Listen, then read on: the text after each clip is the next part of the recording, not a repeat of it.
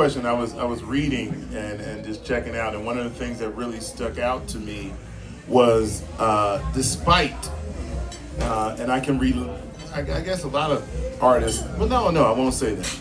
There are several, but not a lot, of artists that can relate to this, and I read this about you all, and it spoke to me, and now you all are really wondering what I'm about to say along with the audience, and this is what it's all about. Commercial break. No, anyway. What I read was, despite some of the things that have been so positive in your career to boost you into touring and doing other things, you still find a need and in your heart and in your soul to stay connected to the community and do what you're doing, playing.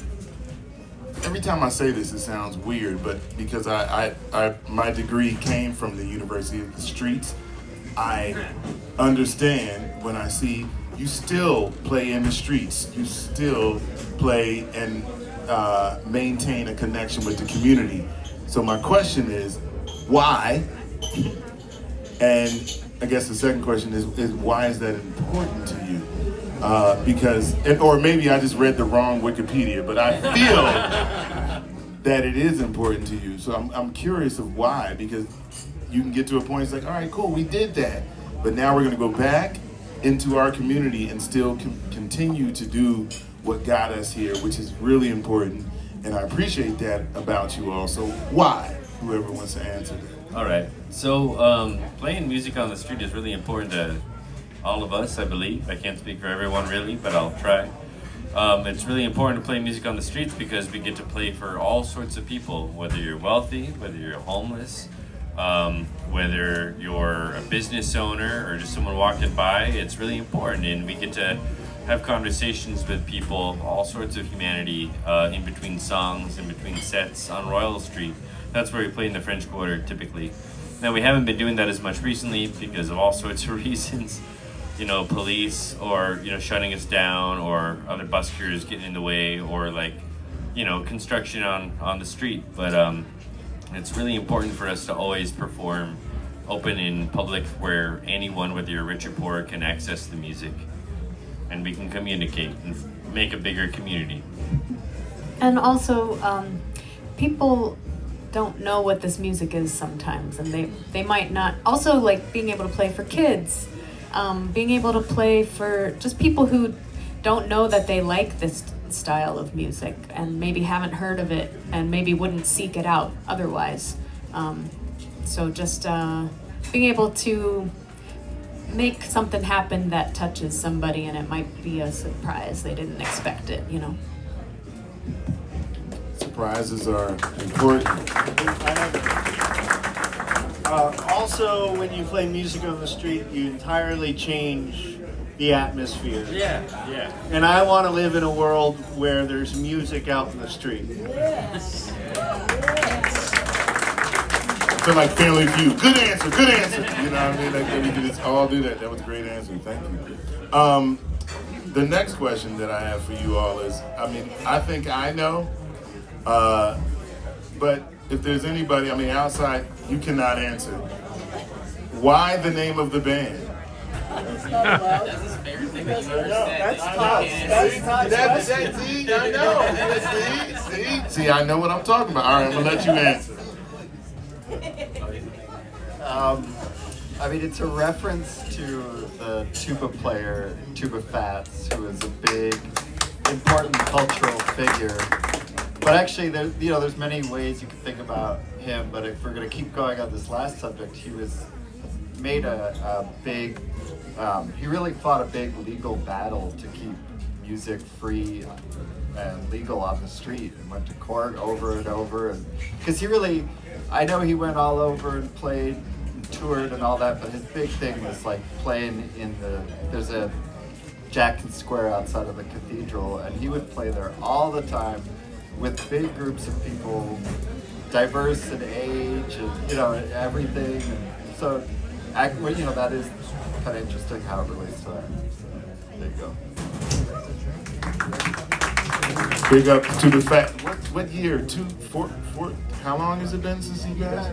2004. Okay, 2004. Yeah, big up to Fats. If you don't know, you better look it up. My last question is to anybody in the band. Why? And I'll tell you what I mean by why. During the pandemic, I got a call to do a record, and they said, "Hey, Orrin, do you have a Brazilian band?" And I was like, "Sure," and I didn't. But I put one together, and I met a bunch of great Brazilian musicians, and then we actually did one of the festivals here at X0, and it opened my ears to a whole nother type of music and culture that I wasn't familiar with at that time. So maybe that's not the why that people want to hear. It was like, oh, it's about money. Then I went down that path. But I'm curious what brought you down this path to play to play this music that is not directly, for me, Brazilian music wasn't directly associated with me. So for you all, what brought you down this path of playing this music and honoring this music that may not be directly associated with you? So anyone? For me, it was like a long path. When I was a kid, I started off in punk rock and stuff like that, and getting into Bob Dylan and rock and roll, I found my way to old school blues, like the old string band blues back in the 20s and 30s. When it wasn't really blues yet, it wasn't like 145, everything everyone expects. And then that was super diverse. And then that led me down to New Orleans, which is really where I discovered the New Orleans jazz. These guys were playing it already. That was a big inspiration. And where are you from? I'm from California originally. I'm gonna ask everybody, where are you from? California? Chicago? I knew that. California? Washington. DC or Washington? Seattle. Seattle. Oh, okay. Seattle? Boston? Born in Virginia. Virginia. Okay. Gotcha. Anybody else want to jump in on that? Yeah, where you I know. Where you from? So, my family, I grew up with jazz in the house. Both my parents were jazz musicians. And I was exposed to a lot of jazz, but not this style of jazz. Never this style of jazz. I didn't hear this style of jazz until I was in my 20s. And I loved to listen to the more modern styles, but I didn't feel called to play it. When I got to New Orleans and I heard this kind of music being played, it really felt like social music. You saw people dancing and hanging out, not really like sitting and watching, but really just kind of participating and being part of it. And that was really appealing to me. And when I started to learn this music, it was almost like learning folk songs or something like that. We would trade tunes, learning tunes from other people. But I never knew that it was going to take me this way.